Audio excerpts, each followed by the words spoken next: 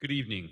My name is Charles Schoder, and I serve as the Community Engagement Manager for the Michigan Department of Civil Rights. I'll be your moderator today.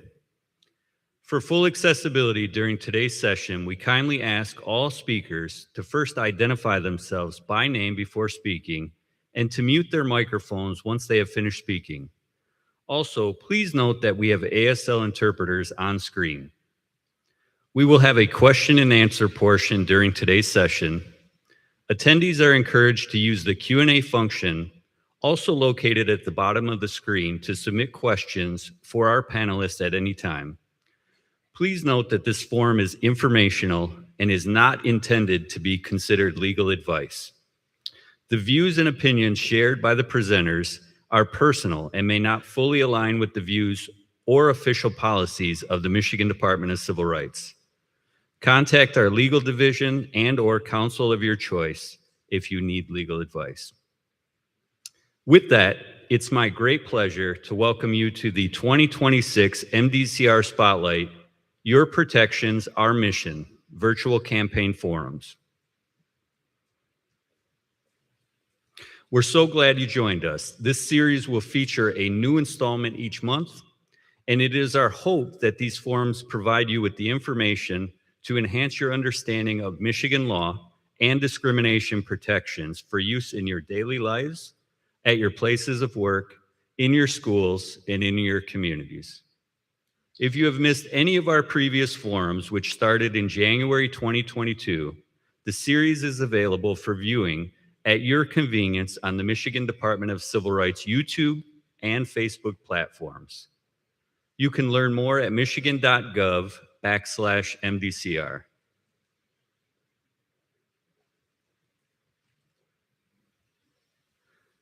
Our first guest speaker tonight is Heaster Wheeler. Heaster is a dynamic speaker and civil rights advocate with decades of experience inspiring individuals and communities to take action. Drawing on his work as a public servant and community leader, he delivers impactful presentations on civil rights, family, youth, and leadership. His speeches resonate with audiences from all walks of life, empowering them to lead, mentor, and advocate for causes that matter most to them. Known for his authenticity and energy, Heaster inspires audiences to lead, advocate, and create meaningful change.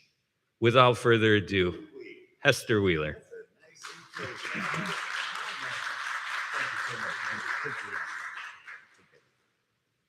That was a nice introduction. Thank you, Charles. He looks like a celebrity, doesn't he? You ought to be on television. So I am excited. I understand you guys put together a big committee to determine who might present today. And somebody said, let's go get the most handsome brother we can find. And y'all called him and he said, no. And somebody else said, well, let's go get the best dressed brother we could find. Y'all called him and he said, no. And they said, well, what about somebody who knows the issues and is somewhat articulate, who could explain some things? Y'all called him and he said, no. Then finally somebody said, well, what about Heaster Wheeler? He talks all the time. He's got some interesting background. So y'all called me. I said, I better say yes, because I had said no 3 times. So I'm Barry Brown, my man. I'm happy to be here. Thank you so much, Michigan Department of Civil Rights. I think it's so important. I'm not a preacher, so don't get scared about my reference to prayer and things like that. But I think after praying, voting is probably one of our most significant powers. And so we've got a mighty work to do. And I got a few recommendations that I want to share with you, but we've got a mighty work to do because we've come a mighty long way. And I know that we're facing some difficult days right now. We've got some challenges. But again, I say, don't get scared, because I'm really not a preacher, Nedra. I'm close, but I'm not. But I do know the same forces, the same powers that brought us here, they're still active. They're still engaged. And those are the same powers that would take us there. So we've got to have faith. We've got to believe. We've got to stay engaged. We've got to help people. I am saying it does make a difference when you help people. And a lot of people just don't know what they don't know. I see our executive director, president, and CEO, Attorney John Johnson, Esquire. Good evening to you, brother. My man. So we're talking about voter mobilization and education and outreach and engagement. So I want you to think about doing something that you may not do regularly. There is a relationship between the number of times we touch voters and the likelihood they participate. There's a direct relationship between the number of times we touch voters and the likelihood they participate. So I want you guys to be bold and be aggressive and help people understand the rules. I was talking to some school district officials today, and I was telling them how important it is that mock elections and civics be elevated, particularly in middle school and high school. People have to learn early how important this is. And I was talking to some preachers not long ago, and they said, by show of hands, they talked to their congregation. How many of you know what the issues are? And only a few people in the congregation really understood what the issues are. So don't assume. And I'll bet you there are 2 or 3 of you who really don't know everything that's on your ballot right now. So I don't think we can assume that. So I think we've got some special work to do to really educate our voters. We got to start months before the election season if we're going to have impact. Months, not weeks, not days. I've looked at a lot of experts and how they do things around the country. They will highlight the fact that our secret weapon are 18 to 35-year-olds. They're the most underrepresented in the voting experience. I also know that people who vote in the first or second opportunity they get, they become voters for life.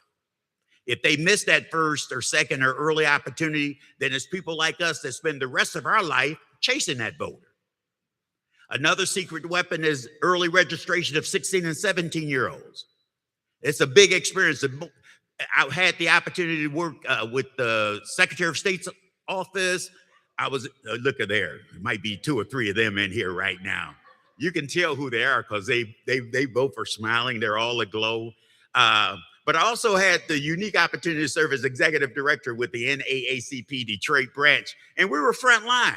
And Sylvia, you remember, because many of us were walking the streets together. Barry, I went to the same house 8 or 10 times over the course of 12 years. And after a while, they get to know you. They say, hey, Brother Wheeler, you were here 2 years ago, or you were here 4 years ago. I registered because of you. But things aren't changing fast enough. So people are motivated based on their self-interest. So we've got to find a way to talk to people based on what's important to them. And young people care about student loans. They care about conflict with the police, but everybody cares about opportunities. So we've got to be very strategic at how we connect with young people.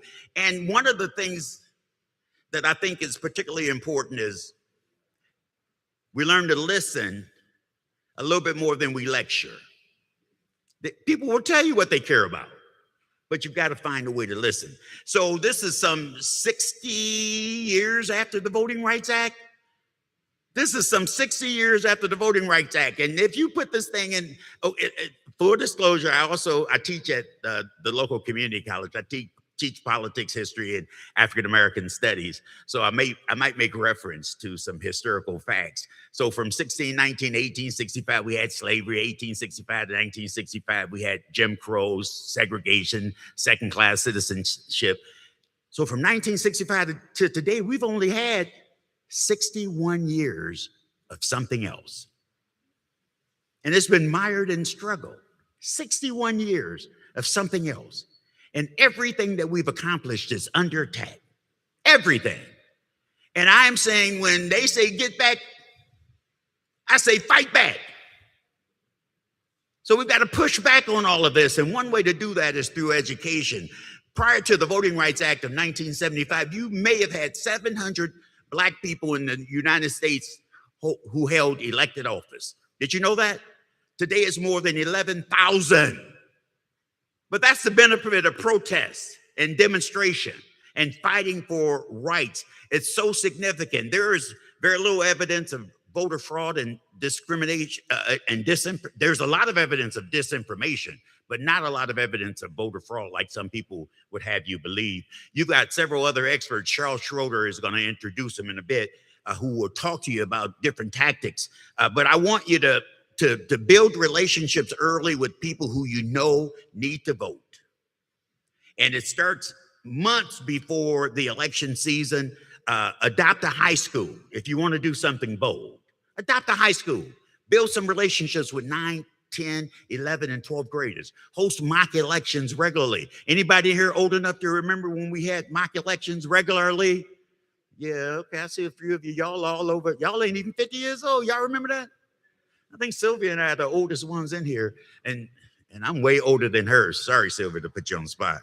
But mock elections work. We got a partner. There's a lot of energy and idealism on college campuses.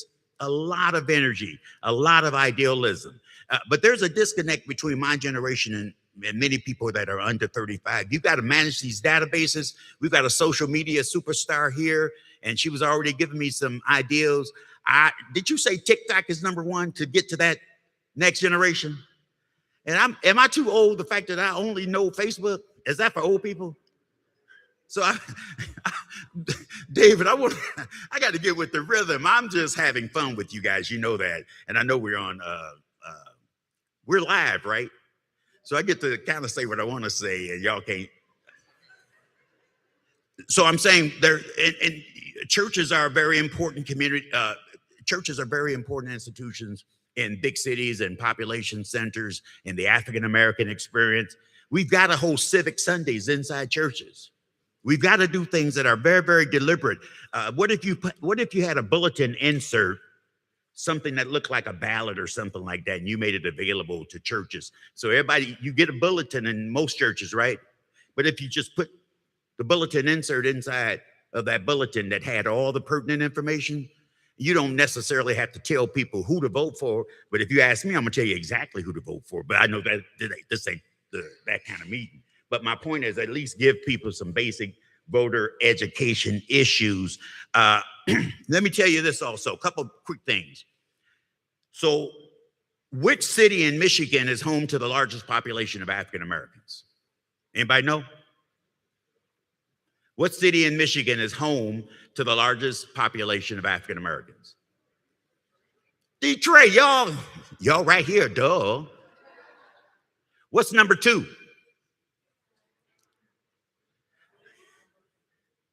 Southfield. I'm putting you on the spot because sometimes we just don't know what we don't know. And I'm trying to say a couple things here relevant to where we can do some of our best work. What's #3 and 4? Flint is definitely #3. #4 is Grand Rapids. Then Pontiac, Lansing, Warren, Saginaw.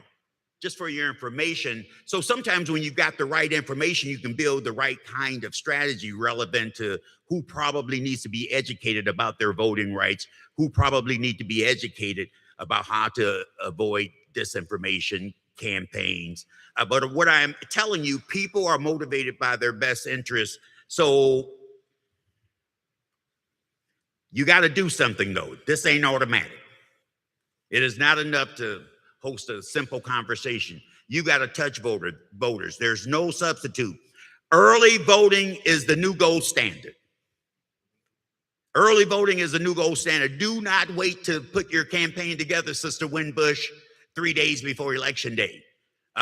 We saw during COVID that the numbers flipped. Because of COVID, 2 out of every 3 voters start voting via the absentee voting process. Prior to that, 65% of most voters would go to the poll on election day. So take advantage of absentee voting, take advantage of early voting, take advantage of all of Michigan's new voting rights. And I'll reserve what some of those things are because y'all got some heavy hitters coming up here that's going to give you some insight. Where's our celebrity superstar, Charles Schroeder? Thank you, my man, for having me. The last thing I'll just tell you, you really don't have power if you don't use it. So don't let other people control the narrative. It's a whole bunch of goobly glop out there in the atmosphere nowadays. And I'm gonna start using my TikTok at another level because I got so much I want to say. I just can't wait for a good fight. In fact, I don't know if y'all know I'm an advocate, a lifelong advocate. I'm activist to the core. I got a picket sign in my trunk. I can't ride past a protest. When I see people protesting and demonstrating, something ain't right. So I just park around the corner, get my picket sign out, and come back and get in line. Thank you very much for listening to me.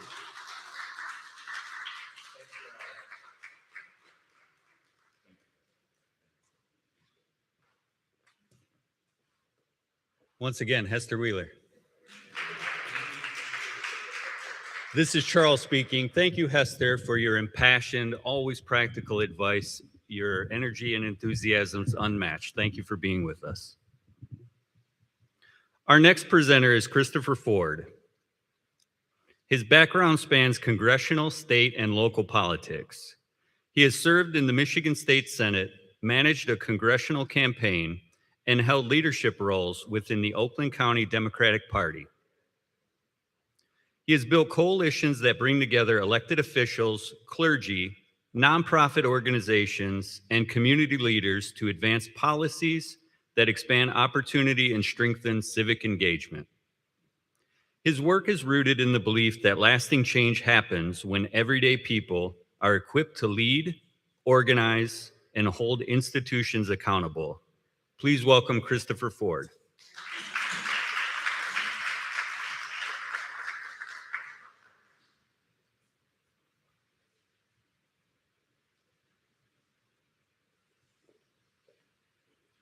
Hey, thank you so much for that. I really, really appreciate you all for inviting me here. I am here on the behalf of Voting Access for All Coalition.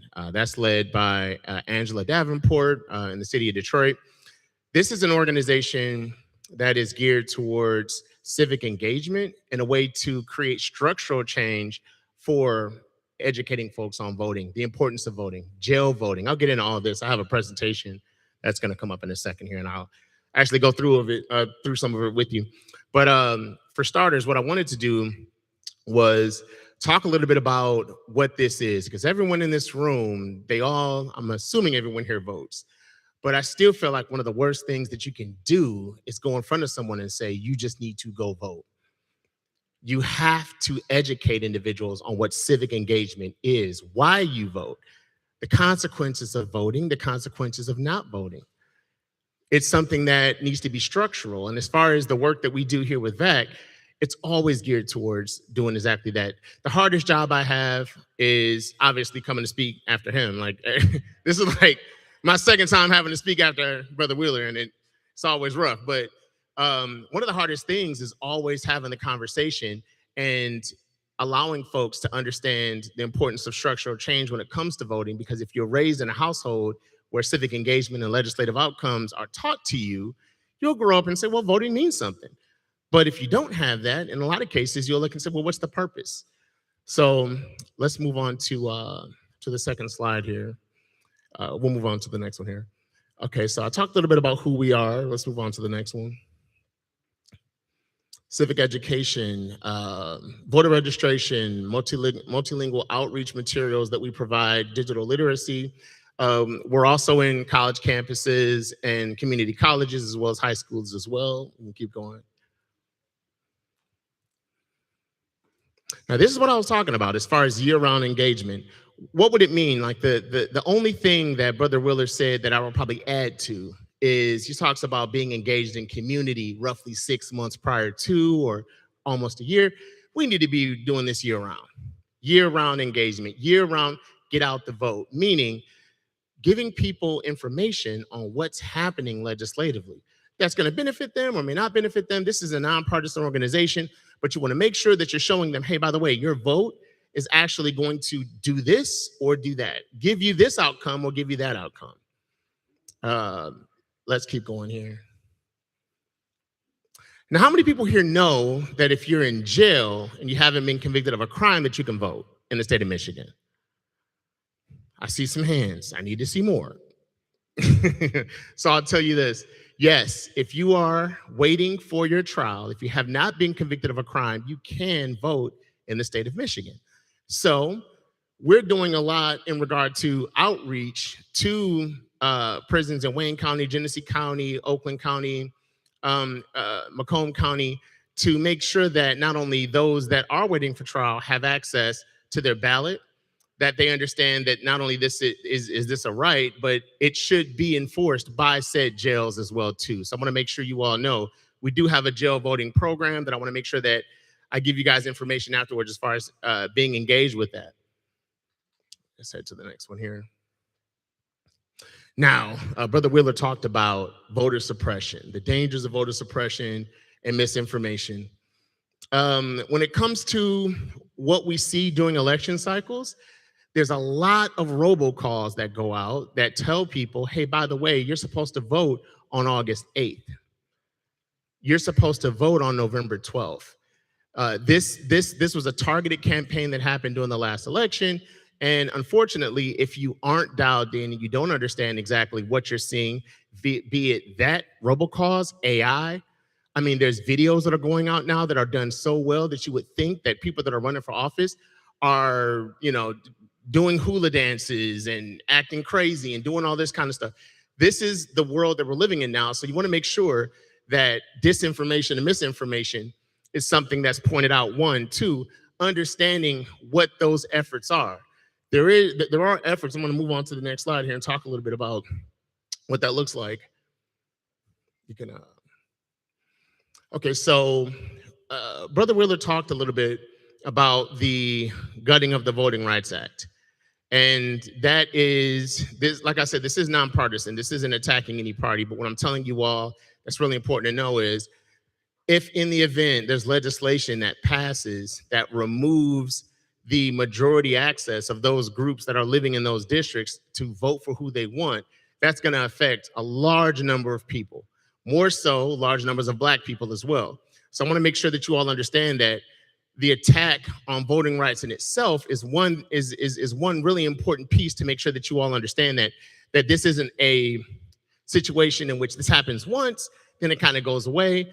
Once that happened, and all these red states now have the ability to go ahead and remove elected officials that represent their districts, majority Black individuals, that's going to have a long-lasting reverberating effect when it comes to who we're electing and how we can elect. So you have to understand that's a huge piece of what we're looking at over the next several years and why you need to be involved and be engaged to make sure that you're voting for individuals who don't support that. Now, as far as what's actually coming down the pike, let's move on to the next tab here. So racial gerrymandering, college voter ID restrictions. How many people knew about the FBI raid on the nonprofit organization in Ohio?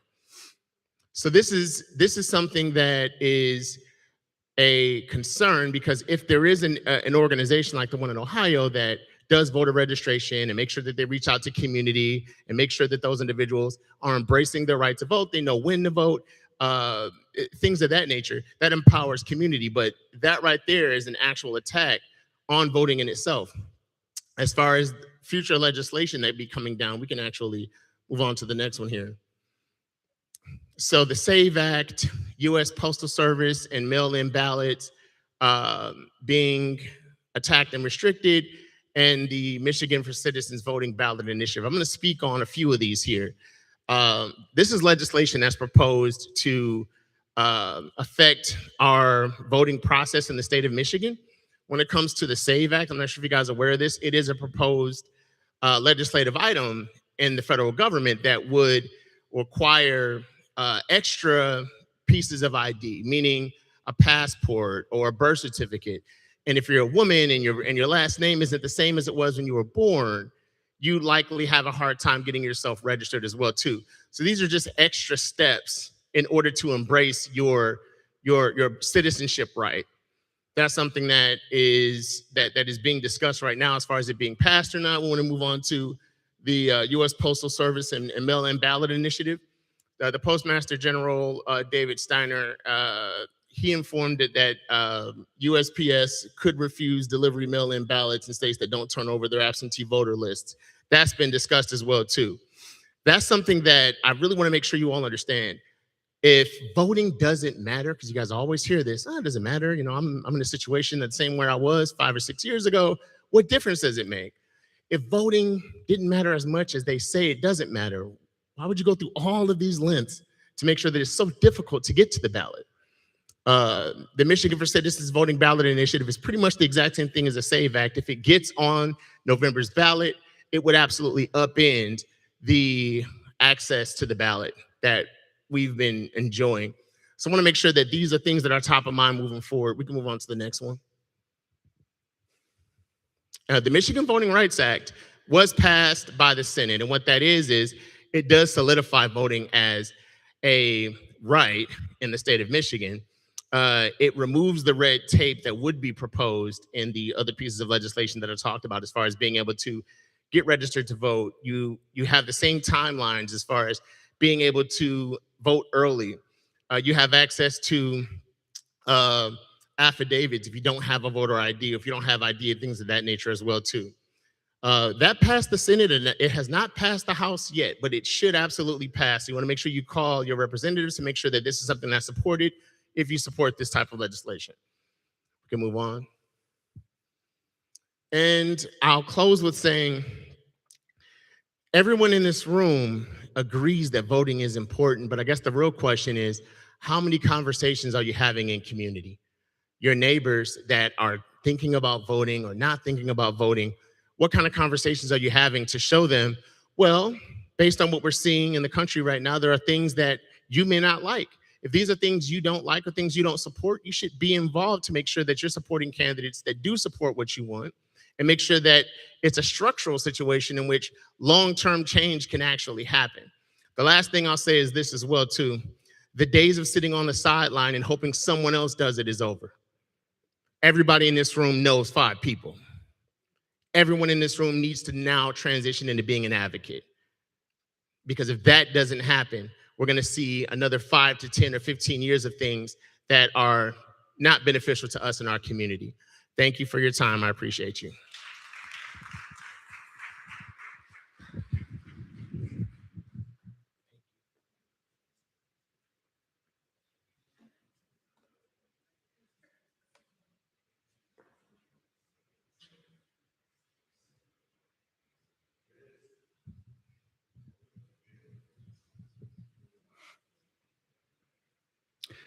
This is Charles speaking. Thank you, Christopher, for your work to ensure every person, regardless of background, housing status, disability, or past involvement with the legal system, knows their rights and can make their voice heard at the ballot box.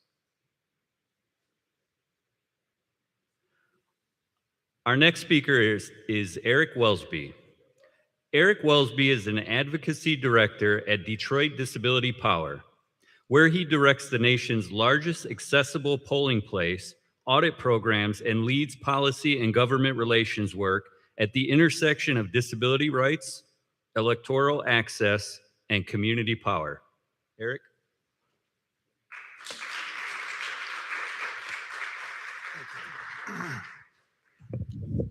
That is very high. Thank you. I'm really excited to be here, and we appreciate the Department of Civil Rights for inviting us to be here and talk to all of you tonight. So really, I'm here to talk about the rights of disabled voters. And this is a really important aspect of voting because about 1 in 3 Michigan adults have a disability. So when we talk about making sure disabled folks can vote, we're not talking about a couple people. We're not talking about 5 or 7%, right? We're talking about a huge percentage, and those disabilities present in a lot of different ways, right? Some of them are visible and might come to mind when I say the word disability: mobility issues, vision issues. You might see somebody with a white cane. You might see somebody with a walker, with a wheelchair. A lot of invisible disabilities that also impact cognition, processing, things like that. When these people show up to vote, do they have the supports they need? So every disabled voter in this state has the right to vote privately and independently, and they can do that on paper. They can do it at the polling place with a VAT. They can get an absentee ballot sent to them. If none of those work, there is also a provision for some voters to get an electronic ballot sent to them. There's a lot of options. Not everybody knows all those options, even if those options might really benefit them and make them have a better voting experience. They have the right to receive assistance from the person of their choosing. It can basically be almost anybody. There is a small limit on that. It cannot be a representative of your employer or a representative of your union. Basically, the people that pay you money can't stand next to you and potentially influence how you vote. Anyone else you choose, though, can come with you to support if that's something that you need and would be helpful to you. They have the right to vote curbside from the vehicle if they're unable to enter the polling place at every single polling location. We do see some variance in how that's communicated to voters. They have the right to request accessible election materials. And finally, they have the right to decline to disclose the nature of their disability. When you go to vote, no one should be asking, are you disabled? What is your disability? If you say you need assistance, if you say you want to use the VAT, the answer should be, okay, how can we do that? It shouldn't be, well, what's going on with you? What's your disability? And many poll workers know that and are very good. We hear of accidents that happen where people forget that they shouldn't ask that. But right, so we have all these rights that are guaranteed here in Michigan. Can we go to the next slide? Oh yeah, support person. So talking a little bit more of that, right? Whether it's assistance reading the ballot, perhaps filling it in if you perhaps can't hold a pen or don't have a steady enough hand to fill in those teeny tiny bubbles, right? Right, they can come with you. They can help. Just like if you were at home and you got an absentee ballot and you had, a friend or a family member sit next to you that you wanted to talk through it with, same thing. But you can do that in a polling place if that's the place that you want to vote. I think it's really great, and we do see that happen a lot. Again, poll workers know this. They may ask like, "Oh, is this person here to vote?" And all you do is say, "Nope, they're here to support me." And the poll workers will say, "All right, cool." Next slide. Service animals are allowed inside of polling places. You do not have to leave your service animal outside, particularly this coming Tuesday. My guess is it's going to be hot. Do not leave any animals or children in your cars, but you do not feel you need to be obligated. So if you have a service animal, they can accompany you in to that location. The poll workers can only ask 2 questions. Is this a service animal? And what task is it trained to perform? Again, they can't ask about your disability. They can only ask about the animal. And that's basically because you can't just bring your pet. It does have to be a service animal. No matter how much, I love my dog a lot and I wish I could take her everywhere. But some places don't let her go because she is very clearly not a service animal, and you see the moment when you see how she acts around people. She is not trained and she does not listen. So we don't want her running around, barking and peeing on the floor in a polling location. Hate to call Willow out like that, but she probably won't be watching this, so it'll be okay. Next slide. So this is a big one. The voter assist terminal. Under both state and federal law, an accessible voting device is required to be in every single polling location. In Michigan, we call that the voter assist terminal, or VAT. Other states call it different things, and so if you talk to family or friends in other states and you say VAT, they might not know what you're talking about, but it's our special Michigan name for the assistive voting device. So what is an assistive voting device? Right, it allows voters with disabilities to cast their own ballot, regardless of disabilities that might make it difficult to fill out a paper ballot on their own. So when you go to your site, it should be there. If it's not, that's a problem. We'll have numbers later where you can call and report that. But it should be there, set up, ready to go with headphones, with a controller, all the things that are needed to use it. And one of the, I think, cool things is people are like, well, it's there to assist disabled folks. That's true, but actually anyone can use it. Right? We find that there's all kinds of people that just like it. Some people don't like filling in little bubbles. They'd rather tap a screen, right? 18, 19-year-old voters who are spending all day tapping screens to go vote and tap a screen appeals to them. They can use it whether they have a disability or not. Anyone can, but it does have really, really cool features that I'll talk about in just a minute. Can we go to the next slide?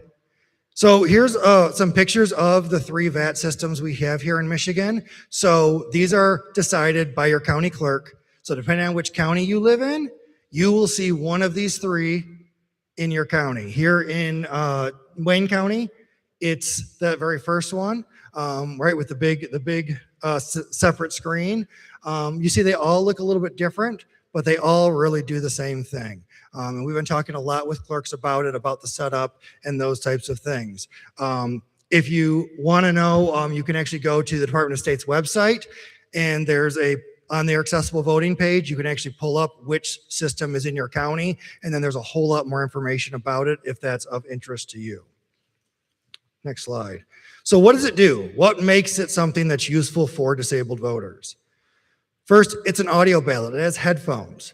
It will read your ballot to you. So if you have low vision or you're blind, you can listen to it. And as you go through the selections using the controller, right, it reads which one you're on. When you make your selection, it tells you you've selected such and such a candidate, right? And it goes right through the ballot. So you don't have to see to fill out a ballot. It has adjustable text and contrast. So you can make the font size bigger.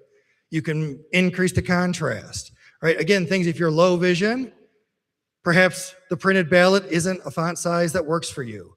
Here on this device, you can make that font size bigger. You can make it stand out more so that you can potentially read it. You can adjust the audio speed and volume.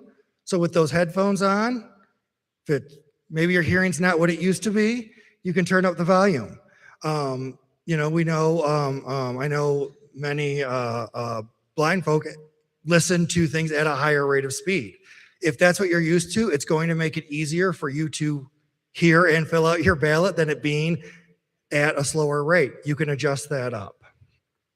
Next, there's a limited dexterity controller. I already mentioned the controller, but it has big buttons on it, right? Big arrow buttons, a big X button for selecting and canceling and things like that. So if maybe you can't hold a pen, you can't fill in that bubble, right? Any number of things. You can use this controller that is way more useful for many people to navigate that ballot, make your selections, and go from there. What I think is the absolute coolest thing is it has a sip and puff input. So if you've ever seen a wheelchair that is operated via a straw that they breathe into, you could hook one of those straws into the vat and you can cast the vote with your breath. I think it's actually one of the coolest things. And tons of people, even people that work in elections, sometimes are shocked to hear that because it doesn't get talked about. And the final thing is there's a paddle switch as well. Again, if you have dexterity issues and maybe the controller doesn't work, there's a paddle switch that can be attached to allow you to vote. All right, so just listing these off relatively quickly, you can kind of think about all the various disabilities. And whether you have one disability or you have multiple disabilities, there's decent odds in many cases the VAT actually does take it from having someone else read your ballot, fill out your ballot, right? All of those things, and actually puts it back in the voter's hands. And that's huge. Couple other, next slide, a couple other important things. In addition to the VAT that's gonna be set up in there and ready to use, but maybe that's not what you wanna use. So they're also required to have a wheelchair height voting booth for filling out your paper ballot. So if you're a wheelchair user, or let's say you've been standing in line a little bit and your hips starting to bother you, your knees are starting to bother you, you can sit down and fill out your ballot. You don't have to stand at one of those stand-up booths that we see in most locations.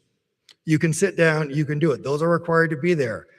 Both the VAT and the wheelchair height voting booth are required to be there.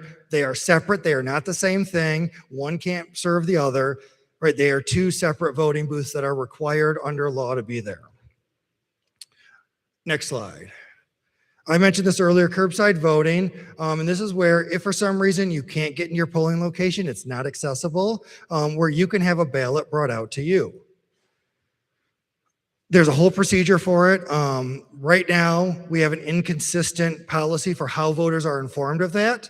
In some communities, the clerks are putting signage out by the parking area. Here in Detroit, the clerk has signage that goes out at every single polling location with a number to call. If you can't get into that voting location, you can call and have that ballot brought out. I was just up in Saginaw County on Saturday. Their early voting site had a sign out front. Many communities don't. This is something we're trying to talk to clerks about. And yes, this exists. It's required to exist by law. But if you don't advertise it, how do your voters know? If your voter is outside and can't get in the polling location, how do they know what to do to get that ballot? So we're working with clerks.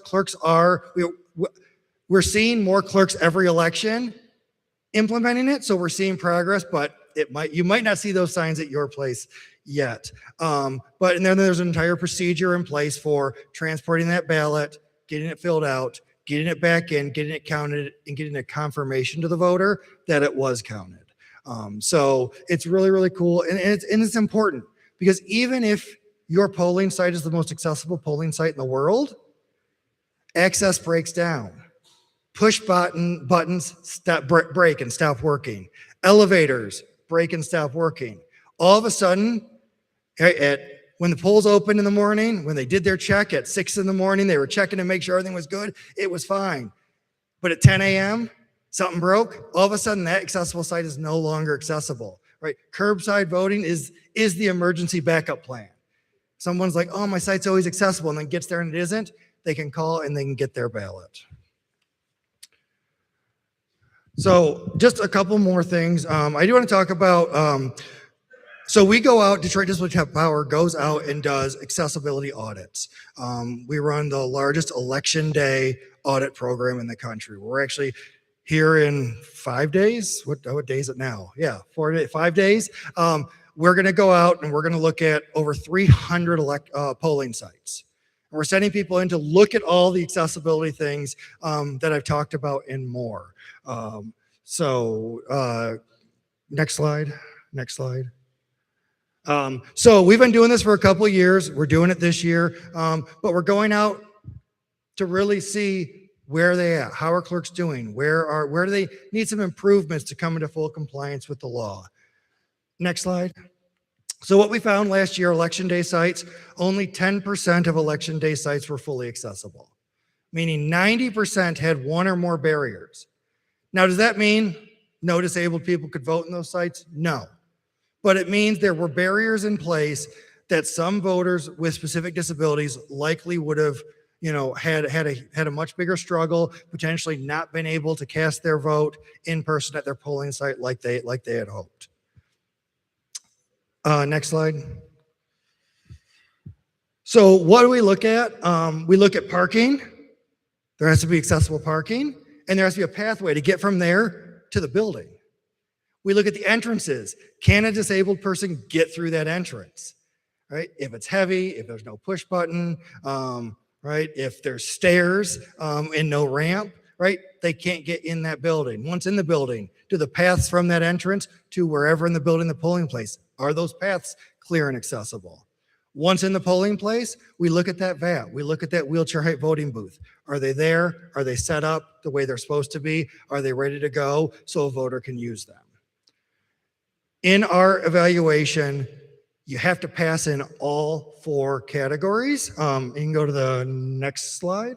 All 4 are usually fully accessible at the top. We separated early voting from election day, but the 4 categories, it's all 4, because there's no such thing as like, well, it's kind of accessible. It's partially accessible. This is a pass-fail grade. Right? Either it's accessible for voters or it's not. Because again, we don't know who's coming to your polling place to vote, so it needs to be set up for everybody. And so you can kind of see the breakdown. We do see the VAT is the area with the biggest problem. The wheelchair voting booth actually has the best numbers. Parking, pathways, and entrances are kind of all over the place. Sometimes it depends how old is your building and how bad have Michigan winters been to destroy your sidewalks and your parking lots and things like that. Next slide. One more. So, just thinking about when you go to your polling place to think about accessibility, looking for those things: accessible parking, clear and marked spot from the lot or path from the lot to the entrance, an accessible entrance that is open. It's actually shocking how sometimes they're locked, particularly if they're not part of the main entrance. The VAT's there, powered on and positioned so no one else, right? That screen is big. It can be easy to see. It needs to be positioned so no one else can see that screen and see how people are voting, right? We'd love to see, this isn't required, but we'd love to hear poll workers offer the VAT to people. And in some communities that happens, and again, I think we're seeing improvement there, right? A voter can use the assistance from a person of their choice. Curbside voting is offered, and poll workers know that process. And no voter is pressured towards a provisional ballot instead of an accommodation, right? That people fill out ballots that then go straight into that tabulator and get counted is always the preference. And not saying, well, you're disabled, you can't do this, so we're going to put you on a ballot that then has to be dealt with later. We should be doing that as seldom as possible. Next slide. So the golden rule, we approach this with is if a voter says something isn't working for them, we believe them and act, and we call on clerks to act, right? And so there's a lot of people you can contact if you need assistance. Next slide. We can skip the key takeaways. I think we got those.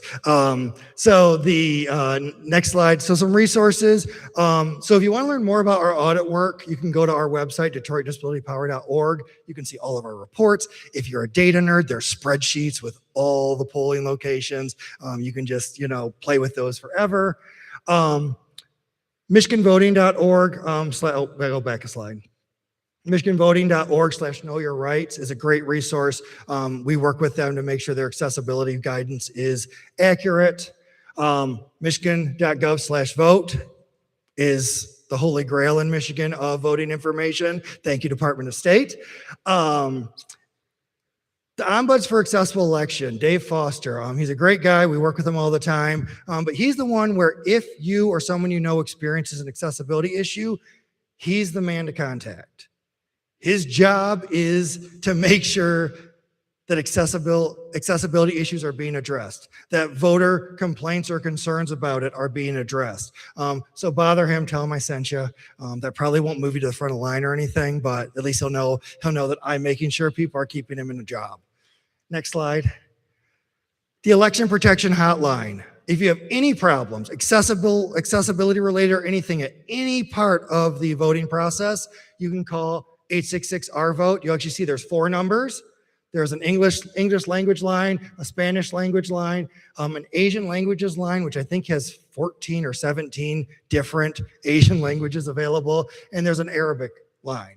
So you can call and report problems and get assistance regardless of if you're proficient in English or not, which I think is really, really cool. And then obviously DDP exists, and we love doing this work and we love working with everybody. So with that, thank you so much. I hope this was useful. And again, thank you to the Department of Civil Rights for inviting us. We always love spending time with you.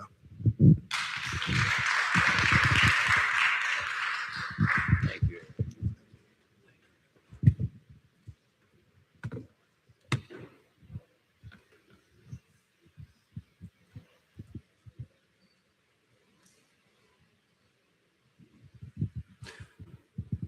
Thank you again, Eric, for that insightful information, ensuring that everyone has the access and ability to cast their vote. Our next guests are joining us from the Michigan Department of State's Office of External Affairs. David Murray has been with the department for several years and brings extensive experience connecting communities with civic engagement programs and resources across Michigan. Joining him is Mika McAskill, the department's Director of Public Engagement. Before stepping into this role, Mika worked closely with the Michigan State Commissions, partnering with many of our ethnic and advocacy-focused communities. Her work centered on helping those commissions serve as both the voice of their communities to state government and the voice of state government back to their communities. Today, David and Mika are helping lead the department's efforts to meet people where they are, building trusted partnerships across Michigan and helping residents better understand the voting process, their rights, and the resources available to them. This evening, they'll share an overview of Michigan's election landscape, what voters can expect during this election year, and where to find trusted, accurate information so every eligible voter can participate with confidence.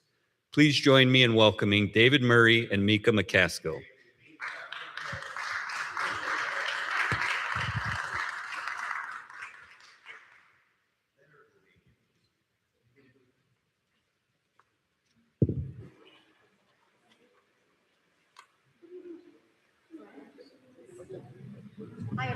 Hi, everybody. I'm Mika McAskill. We have a presentation. Let's go ahead and just jump right in. I know that we are the last amazing people between here and questions and answers and all the fun stuff. So we are absolutely going to take that into consideration this evening. Thank you. So let's get this thing going. We've got our slide. Oh, look at my hair. I need some work. Okay, let's go to the next slide, please. Thanks. Okay, awesome. So good evening. Thank you all for being here. Before we jump in, I really wanted to do some level setting on why we're here tonight. This is not about politics. This is not about telling anybody who to vote for or how to vote. It's really just making sure that every eligible voter understands the processes and just feels more confident. That's really what this is. Something that we throw around a lot, like it just is like, I should get a tattoo or something. I don't have any, but I should. And it should say like, democracy works best when everyone understands the process. That's something we really, really, really lean on. Because many of the questions, the concerns, the fears people have, it really stems from uncertainty. We know this. Sometimes people, they just don't have the opportunities to learn. Like it's not their fault. So they don't know what to expect. They don't know where to turn to. And so when they do actually get a grasp of it, they're just better equipped. They're able to participate with confidence, make informed decisions. They're asking the better questions. We get it. So our goal tonight, we want to help everyone feel more informed, whether you're here in person or online, feel more confident and more comfortable. Let's go to the next slide, please. So in a really high level, this is about how to prepare to vote, your rights, protections, all the good things. We're not going to dwell on anything that's already been covered. We're mindful. And let's also get real though, too. There is not enough time for us to really walk through all the details that I do think are deserved. All of the steps from beginning to end in terms of how elections are run, I want to go ahead and just plug it right here.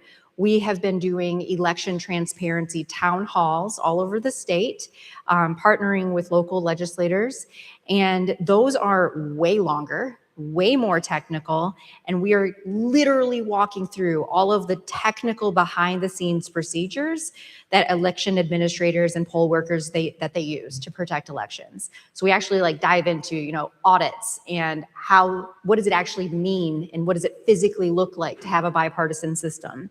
So we're not doing that tonight. I don't want to, some of you are like, whoa, that's a lot. I'm not here for that today. That's fine. So you're going to have some fun with us, with David and I. So we're really just going to focus on your experience.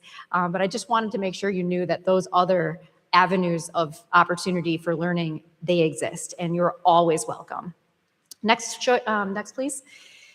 So let me go ahead and just tee this up, in a high level nutshell. I want to get really real and really quick to the point. A lot of people just don't understand. There's no right or wrong way. It's whatever works for you in terms of the choices that you have, in terms of how you are going to vote. I like to think about the three options you have up on the screen and think about it as like a hybrid experience. I encourage, my husband and my family to get on that absentee voter permanent list. And so then you don't even have to think about it. It just shows up in the mail. And then you have time to go through your ballot, look at it, and then physically bring it back to your local clerk's office in person. Make sure it gets there. Just an example of just how you can really think about what's going to work best for you. Let's go ahead and do the next slide. The services that are available to you in terms of how you vote and how you return it, I want to just double down on that, because this is where I think a lot of people and the conversations at the state level and national level are getting a little wonky, in terms of what do I actually do with my mail ballot? Should I put it back in the mail? Can I bring it to a drop box? What if it's not the right drop box? There's a lot of people asking a lot of questions, and I want to acknowledge that I'm glad you're asking questions. Like, that's good. That means you care and that you're really trying to critically think through this. And so there are plenty of options. And so just keep that in mind and just we're here to help you figure it out. That's what I wanted to say. So whether you complete your ballot at home, you actually physically go to an early access site, you show up on election day, it's just whatever's going to work for you is the right way to do it. So the next part of what we're going to do right now is I'm going to hand this over to my friend, David. He's going to walk us through this voter journey, and then I will get more into the weeds on some of the what to expect at the polling places. So David's going to give us a good overview of the voter journey.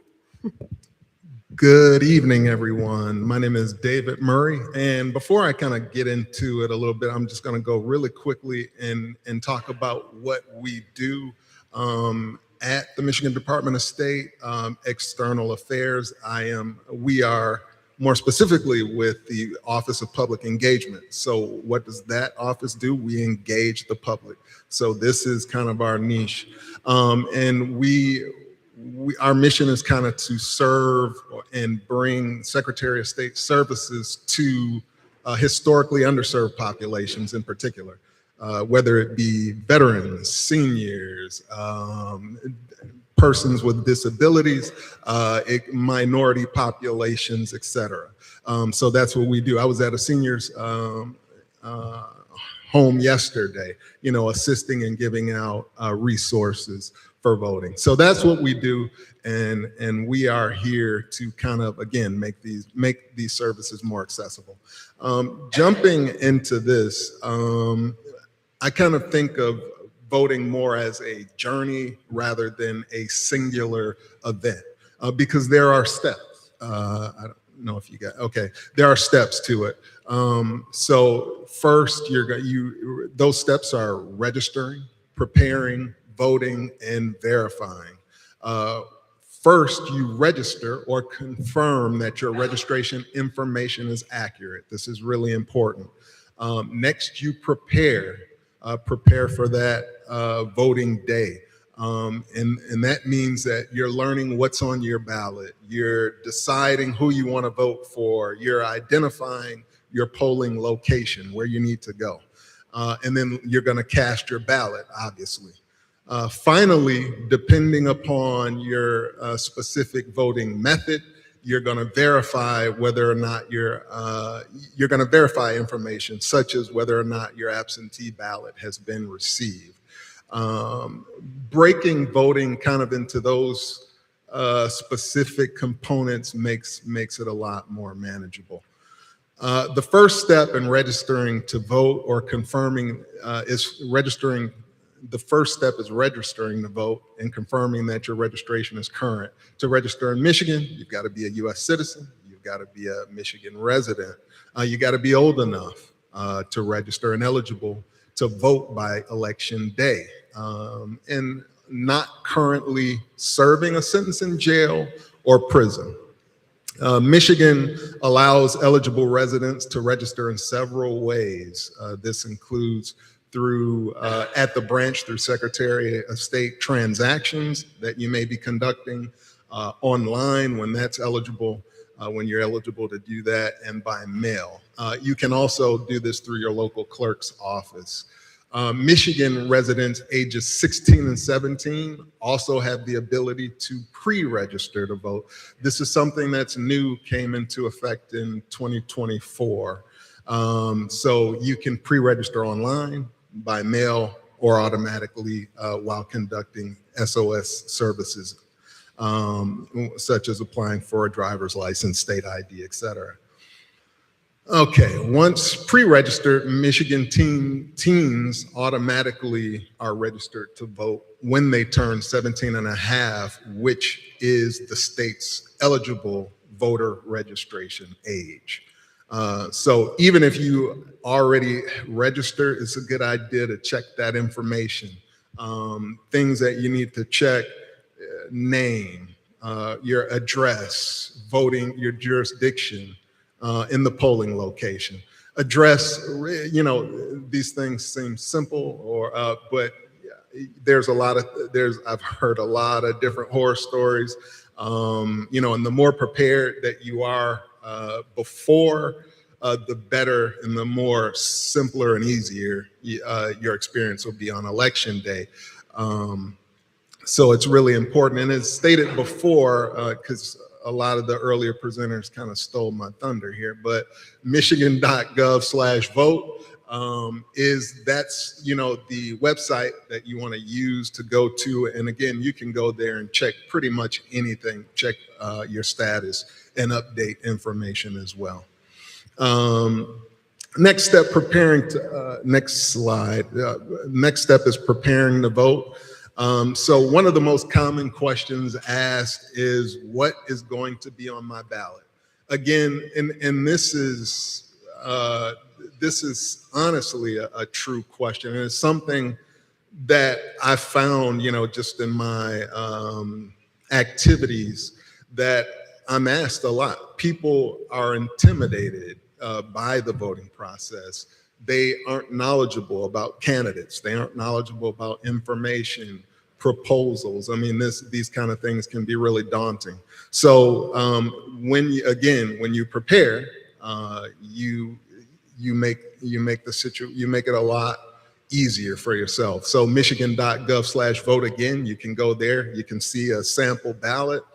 And as Mika mentioned earlier, absentee, getting an absentee ballot, that's what I do. I'm on the permanent list. It makes it easy. Just as she said, they send it.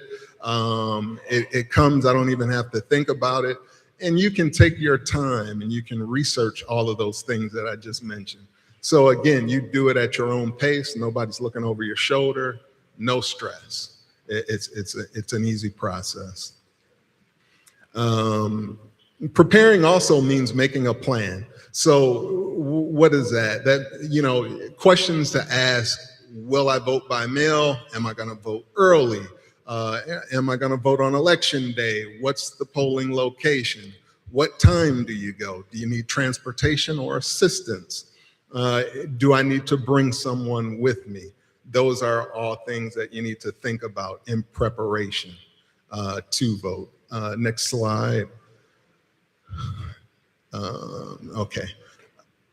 All right. So now the next step is the step that people think of first, and that's casting the actual ballot. For the upcoming election, you want to make sure that you clearly understand the particular dates and deadlines associated with your chosen method. By show of hands, has anyone here voted in the primary already? Okay, good. And so not early voting is happening right now. So that's something, to remember. Also, remember that your early voting site may be different than the place where you vote on actual election day. So that's something to keep in mind. Another thing is tomorrow is actually the last day to request a mail-in ballot. So if you need to do that, you got to get on the ball, and it has to be done before 5 p.m. Very important to remember that information right there. Next slide. So when you arrive at the polling location, you'll be asked to show a form of photo ID. This is something that's big a lot in the news today about IDs and voting. Michigan does require you to show a state ID, but just because you may not have that state ID does not mean that you can't vote in the election.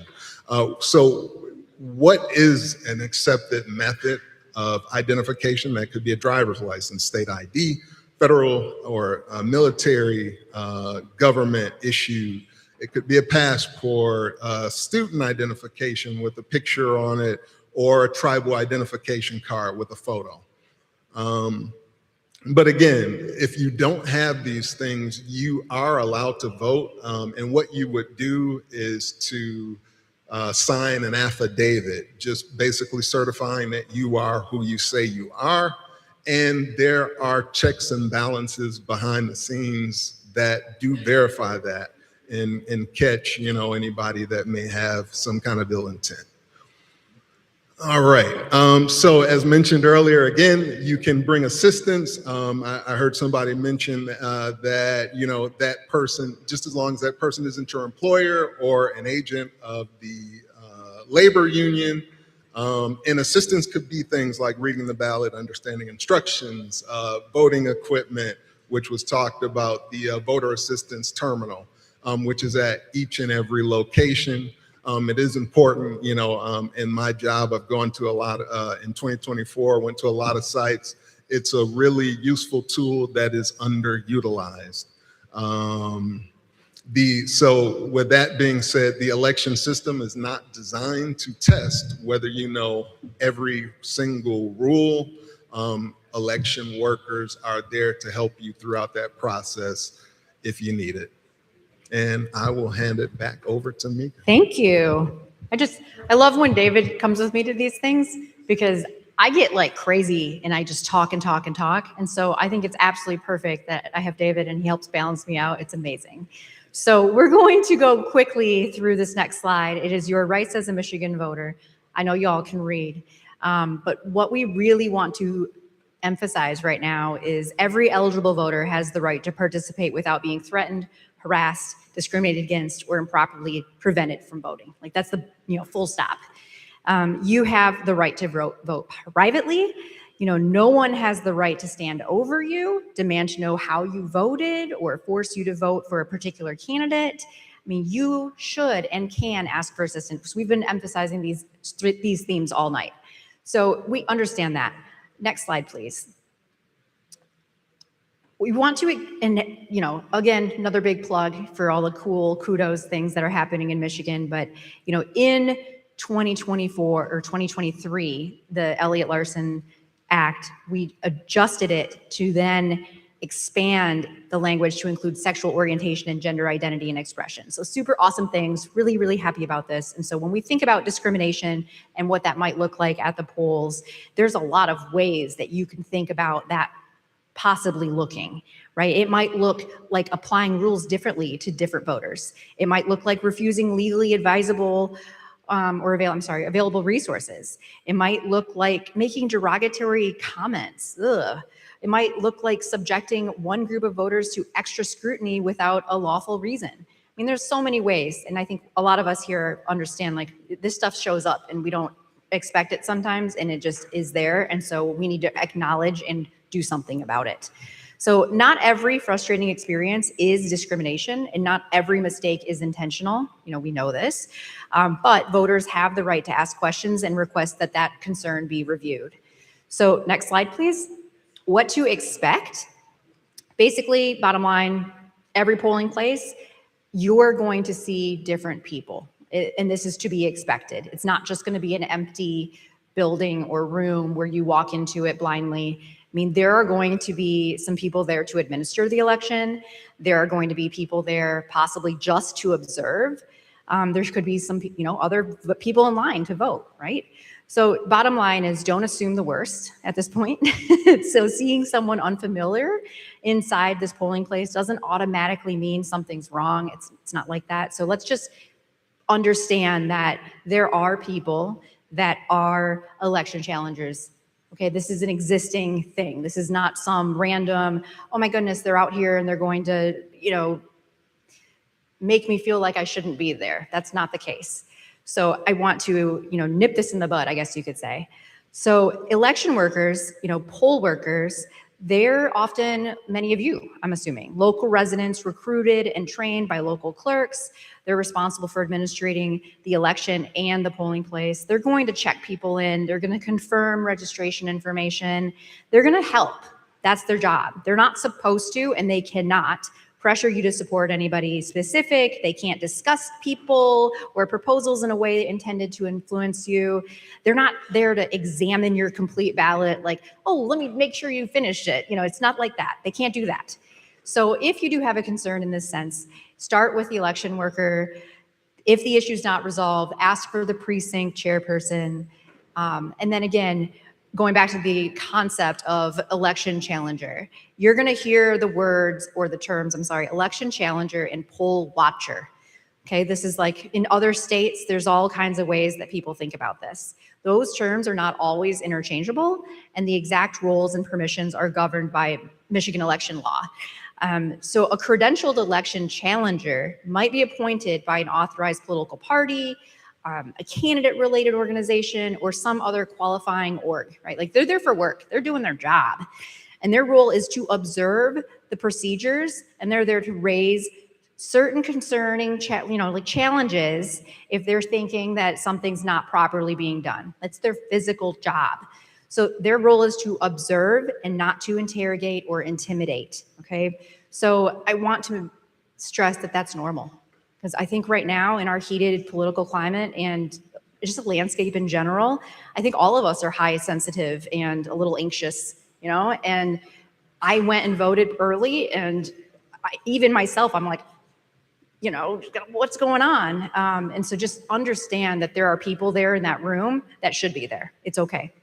Let's go to the next slide, please. I'm going to emphasize real fast here, voter intimidation. We've talked a lot about this. I think you all understand. And our friend Eric emphasized this earlier. But if you experience or witness voter intimidation, or think that something's just not right, election protection hotline is 866-OUR-VOTE. Bottom line. There you go. So it might look different to different people. Again, a couple examples, like taking pictures of you in a way where you're like, why are you taking pictures of me? No, this is weird. Like, could be like something like that. It could be just like really strange personal questions coming out of somebody. I mean, whatever, right? So be aware and just be mindful that there's processes. Let's go to the next slide, please. A lot of us like to support, right? Like we like to wear our pins, our hats, our t-shirts, our things. Let's not do that when we go to the polls to vote if we're doing it in person. So there is a 100-foot rule from the polling place, and we're not supposed to be having campaigners and different materials floating around. So just be mindful. And so I wanted to kind of plug that.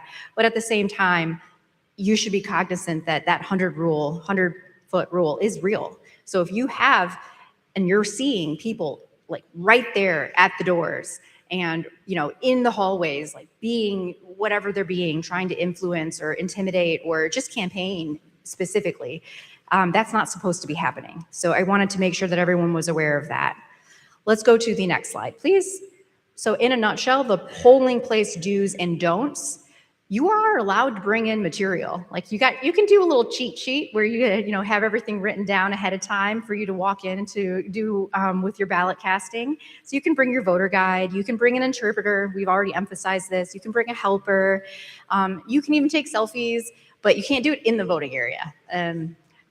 Whoops, on my bad. I totally did this the other day. And they were like, Mika, you work for the state. You of all people should know this. I'm like, I'm sorry, I'm just so excited. So don't bring campaign flyers. Don't take photos in the voting area. Don't wear campaign clothing. Just be mindful. Let's go to the next slide, please. We've all been emphasizing all night michigan.gov/vote. We get it. Everyone here should just pull it up their phones, check your registration, find out your polling place, look at your sample ballot. If you haven't already, just get it done.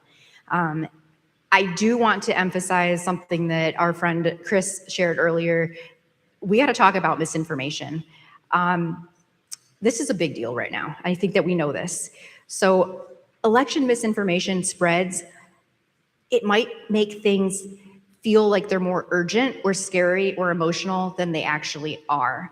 So I just want everyone to pause as they're watching anything that might bubble up or hear anything that might bubble up and just think about it, right? So who created this? Where is this message coming from? Is this correct? Is this actually applicable to Michigan? Because Michigan's pretty cool when it comes to how our elections are set up. We are the most decentralized system in the country. Questionable against Wisconsin, they might have like a little bit more precincts, but we're very, very decentralized, 1,600 election administrators and so on. So thinking about the information that you're seeing and questioning it, that's number one. And then really be cautious when you see posts or any kind of social media that might claim like election dates have changed, a voting location has suddenly closed, maybe a particular group of people can't vote, like all that stuff should be like spidey sense raising flags. Just go really question it. What's going on? So very, very clear call to action. The Department of State, we've got clear and simple instructions for the options people have to vote, and just make sure you're getting information from the places it needs to be gotten. Be very critical. That's all. A lot of things to do there. Next slide, please. In a nutshell, the things to remember. I mean, we just covered a whopping amount of information. I think we're all just like, I'm not hungry because I ate great food here, but I really want to go home. I get it. So number one, just remember these things. For you to explain to others, Michigan voters have choices.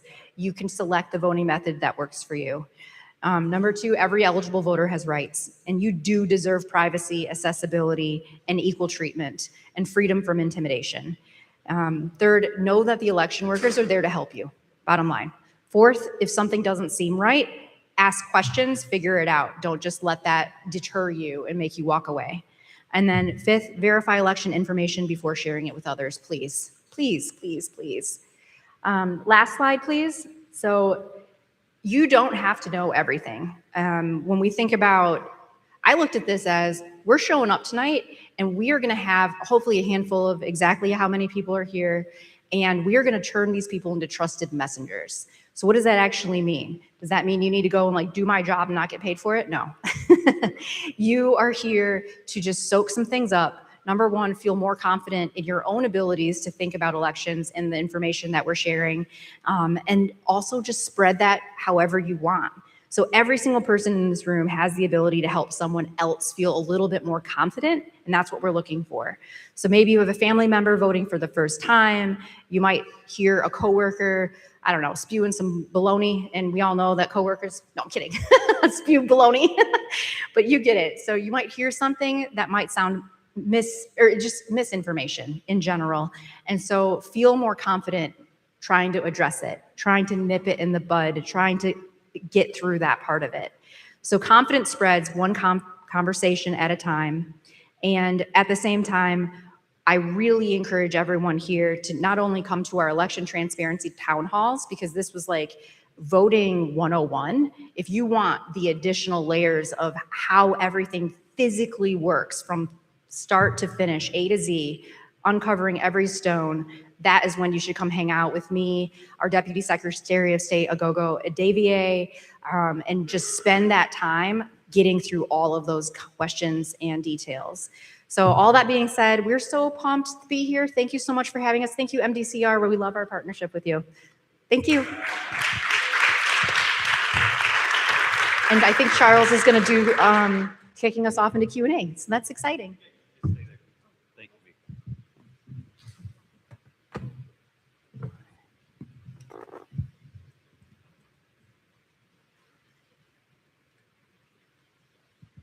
This is Charles speaking. Thank you, Mika and David, for sharing this vital information to enlighten attendees on the voting process and available resources. At this time, I ask that all panelists please join me at the front of the room as we begin our Q&A. To the virtual audience, feel free to put any questions you have for the presenters in the chat. In-person attendees, you'll see a mic over on that side of the room. If you have a question, you can approach the mic and we'll call on you. I do have, before we get started on this session, I do have an important announcement hot off the press. Right here at Fellowship Chapel, 7707 West Outer Drive, On Saturday, August 1st at 1 p.m., they're asking that you stop by, you register first, but you stop by for door knocking. It's time to take your souls to the polls. The message is, please join us as we knock on doors for freedom, democracy, and integrity. They're asking that you call to RSVP at 313-347-2820 by Friday tomorrow, July 31st at 1 p.m.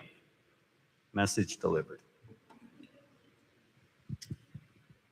All right, at this time, I think I have Carly over here who's monitoring the chat. Do we have any chat questions from our virtual audience?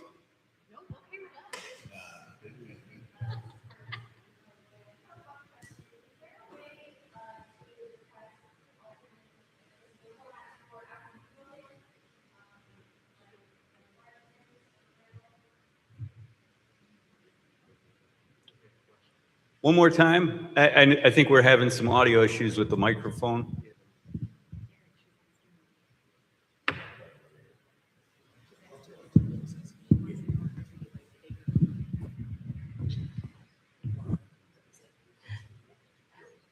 This is Carly speaking. I did have one question. Is there a way to request alternate accessible formats for absentee voting, like large print or Braille?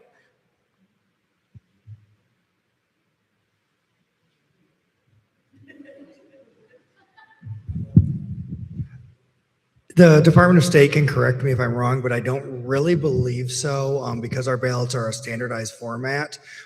There isn't really a space for that. This is where things like the VAT come in, or if you're getting an absentee ballot, having someone assist you. There are certainly some gaps in the system that we're aware of, and we're talking with the department, we're talking with other disability orgs and others about, and ultimately, someone's going to have to come via the legislature, passing some laws. So we're aware of several things we have concerns with that we are bringing up, and we hope to have a solution someday. I'm sorry that that solution is not in 2026.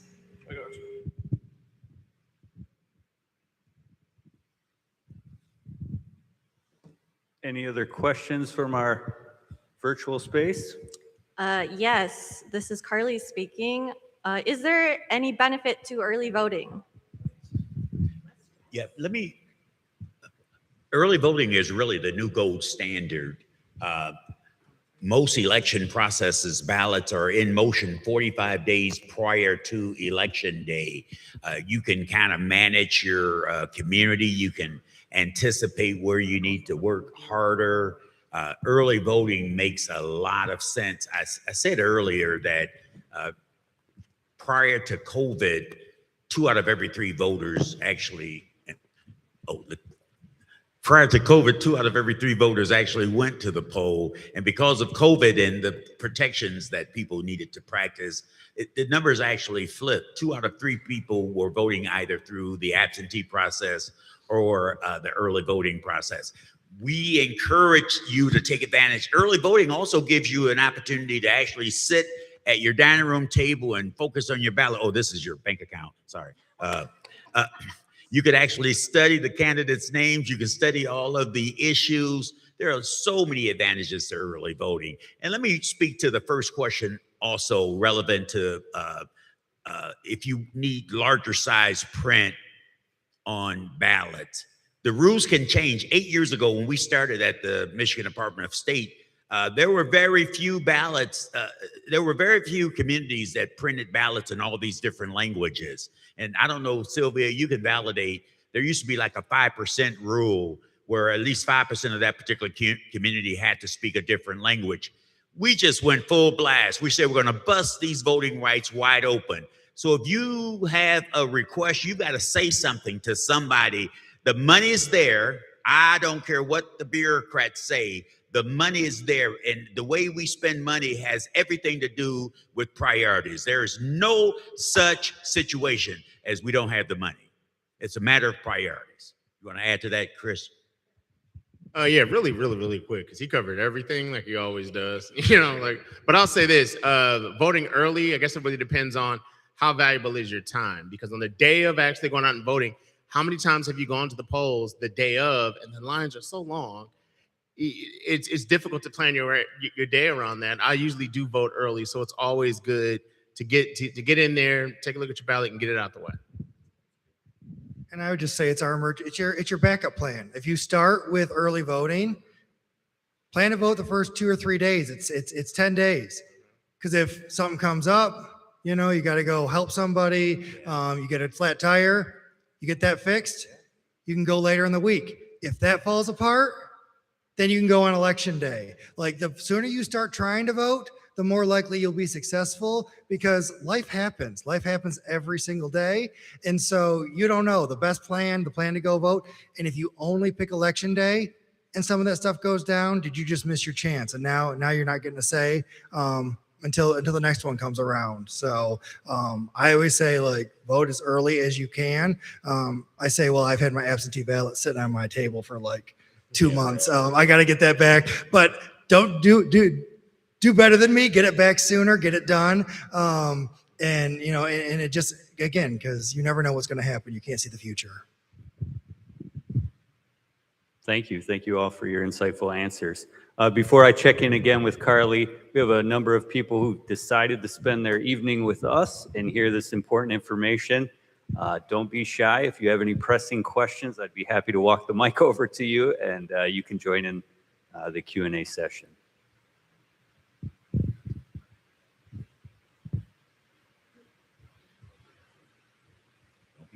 All right, we'll go back to our virtual space. Any more questions, Carly? This is Carly speaking. And just a reminder to please state your name before you speak. A lot of people in today's climate feel that their vote doesn't matter and it won't affect the outcome. Do you have any strategies to help combat that mindset? I'd like to answer. So my name is Christopher Ford, Voting Access for All Coalition. Really quick, I'll just say this because I have this conversation all the time in and out of the Black community. And the answer I usually give is, I say two things. The first thing I say is, well, there's a budget that's rolled out roughly every couple years, 3-4 years, whatnot. The amount of money that's being allocated to the state and to the interests that you care about is always based on voting and who you've elected. 1. 2, the legislative outcomes, meaning how many people here know what Detroit Promise is? Like, you're able to go to a Detroit high school for roughly 4 years, you graduate. If you live in the city of Detroit, there are partnering colleges that will pay for your 4 years of college education. That's based on who you voted for and them supporting that legislation.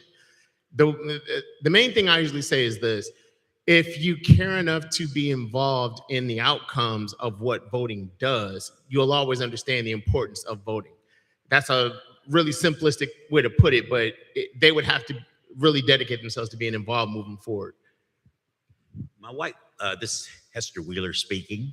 My wife and I went to Brazil earlier this year, and it's mandatory to vote in the country of Brazil. I'm at a place where I think we should explore legislation making it mandatory. There are so many processes out there that don't want you to vote. Why do they keep coming after your vote if it's not important? And I think voting impacts resources. People, you've heard for years, the squeaky wheel gets the most oil. It's the people who make noise. The fact that some of our school systems are funded differently, it has a lot to do with your voice and how you vote. If you care about auto insurance redlining, if you care about home ownership opportunities, if you care about police racism, if you care about the disparities, economic empowerment, access to opportunities, we've got transportation systems in some communities, but they don't take you any place. If they don't take you to a job, or for some of you, you got to get to the malls and places like that. But it's all about resources, and I would never vote for people who don't care about me. But there are too many people in public office who really don't care about different communities, particularly African-American communities and population centers. And when I first started working in the legislature 30 plus years ago, much of the debate was Detroit versus the rest of the state. It's time out for that foolishness. And so I'm saying your vote is really your voice. Don't apologize for being committed to self-determination. You might have issues and some interests that are different than the folk in the suburbs, but at the end of the day, we are all connected. And as goes Detroit, so goes Southeast Michigan, so goes the rest of the state. We are all connected in a circle, in a hoop that never ends. Y'all know that song? Let me give you a couple different ways to think about this, because we do a lot of talking with young people. And yeah, I still pretend I'm young. So we go in and we talk to a lot of high school students, and I straight up say a lot of times, why? Why are we voting? And they get comfortable with me. So they just tell, and most of the time they're saying something like, to make sure that the guy or the person, okay, so we're getting really specific into a leader, does or does not get into power, so that we don't have, kings, like we don't have blah, blah, blah, blah, blah. And, you ask this over and over again, and that's their mindset. That's what they're thinking about why they would vote. It's a very person-specific thing, but that's the opportunity we all have.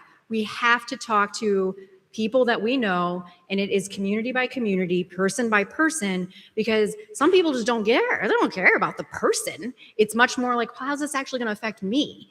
So the way to kind of look at that, and there's so many ways, and I suggest everyone find a story that works for them. I have two quick ones. Where I live, school district, millage, funding, very predominantly white, was trying to get funding for security systems in the school, like the whole district. They need it. I'm going to say that right now. Lost by 298 votes. Okay, so that's 298 people that could have made a very significant difference in this millage proposal. So there's that. And then the more like the fun one, I guess, I just learned it the other day because I was in Troy for a town hall, and I learned that, it's very loud on Big Beaver. Do we know this? It's like loud, like if you live over there, it's like, vroom, like all the stuff. And so they want to put a tax or make sure that people get a fine if you have a vehicle that is doctored up. So if that makes any sense, right? So like thinking about enhanced performance vehicles. So I have we have a Challenger that I'm not allowed to drive, but it's my husband's Challenger, and it's all souped up and it's real loud and it's kind of crazy.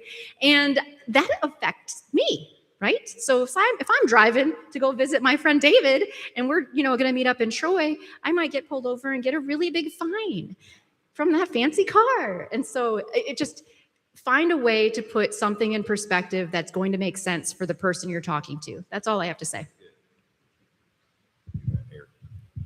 And I would say, you're talking about almost 300 votes, but we have city council and township trustees that are decided by way less than that. 20, 30 votes. We had Detroit City Council race that was decided by 30, 40 votes, right? So you're not talking about getting hundreds of people. You're talking about you and 3 of your friends, and maybe each of those friends gets 3 or 4 people. All of a sudden you're at 30, 40 people. You've just decided that election. It's that close in local townships and local city councils all the time. And you want to know what impacts you? People worried about senators, people worried about governors, people worried about presidents. Your city council, your township board, they're deciding your water. They're deciding your roads getting fixed, right? Your school board, they're deciding what our kids are learning. Like, you want to know what affects you? Those big offices do affect you, but you want to know about the day-to-day effect? It's your city council, it's your township trustees. And the number of people and the gap in how those are decided is tiny. It doesn't take much work to change the result of those elections. All you got to do is get you, your family, and your friends. And you can decide it, particularly as you get to more rural parts of Michigan where your family might make up half of a township. You might actually already be elected on that board. But just knowing close is a real thing. We don't see governor's races usually come down to 30 votes, but we see city council and township trustees come down to it. Local millage issues all the time, right? There's a laundry, you pull the records from the Department of State, you will see how many close elections there were that if a handful of people had decided, you know what, I will show up this time, something different might have happened. This is Charles speaking. Thank you. Thank you again for this important information. Being respectful of time and mindful of it, we have an opportunity for one more question. Carly? Please. Sorry.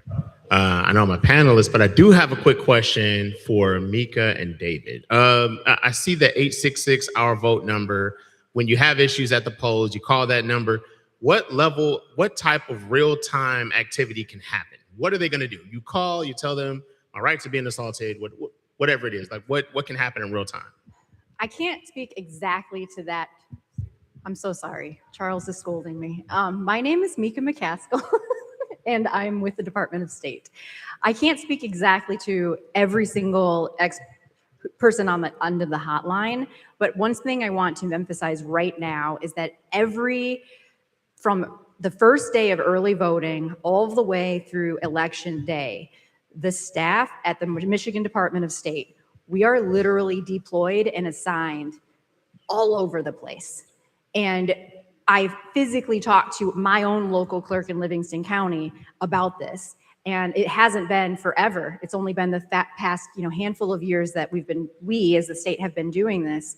And the idea is we are responding in real time. Physical people. I am assigned to a specific county. I will be at all of the precincts in that county on Tuesday, this upcoming Tuesday, that kind of thing. So no matter what, there are so many, I want to say, like, what happens if? So like a lot of table talk, scenario planning, that kind of thing, a lot of what happens if this happens, or how are we going to prepare for X, Y, and Z?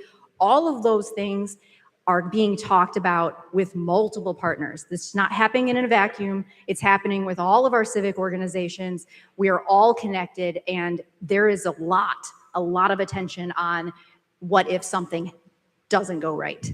So that is being talked about. I have full confidence in that. And Mika, let me add, I am Heaster Wheeler. A lot of my background is with the NAACP and civil rights. I know that when you dial 1-866 our vote at the NAACP office in Detroit, for example, it's not unusual for us to have 12 or 15 lawyers sitting right there. Nedra Campbell, for example, she always hangs out with us. But we're sitting there waiting for concerns or questions or challenges, and we can answer a lot of those questions right there on the spot. There are teams of lawyers in places like Washington, D.C. There are a lot of other partner groups that you reference, Mika, who are in the ready position. And I know that there are even some nonpartisan clergy that might respond. Correct. And if it's very legal or physical, then police agencies might need to be notified. So you do get some real-time, immediate relief. This is Charles speaking. Thank you, Christopher, for that important question. A lot of thought behind responding to those incidents. What does that actually look like? What can people expect? That, in fact, will be our final question for this evening. I want to thank you all for staying with us throughout this forum. We hope you found the information engaging and informative. A heartfelt thank you to our panelists for sharing your expertise and insights. Your contributions have been invaluable. Can we give them a round of applause? Thank you. We also extend our gratitude to all of our registered participants who joined us today. Your engagement is truly appreciated. I'd also like to thank our AV folks. Without you all, this could not have run so smoothly. Thank you all for your efforts. And I'd like to thank the staff at MDCR who, behind the scenes up until this day and now, worked to make this session a success. Thank you. You can find registration information about the MDCR Spotlight Campaign Series, Your Protections, Our Mission, and upcoming events at the Michigan Department of Civil Rights website at www.michigan.gov/MDCR. We hope to see you next month for our forum, where we will discuss discrimination in the LGBTQ+ community. Remember, eliminating discrimination in our state is all of our responsibility. Thank you again for joining us.